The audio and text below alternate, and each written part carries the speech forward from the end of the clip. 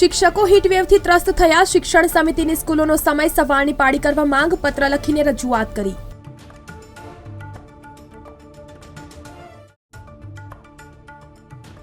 લોકોએ હાશકારો અનુભવ્યો. ગરમીનો પારો 2.5 ડિગ્રી ઘટી 39.6 થયો. હજુ 4 ડિગ્રી ઘટશે.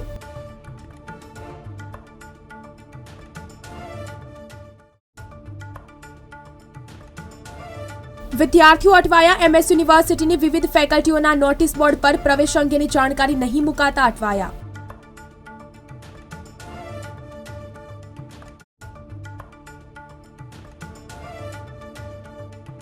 સમર સ્પેશિયલ ટ્રેનો દોડશે. પશ્ચિમ રેલવે દ્વારા વિવિધ સ્થળો માટે 13 જોડી સમર સ્પેશિયલ ટ્રેનો ચલાવવામાં આવશે.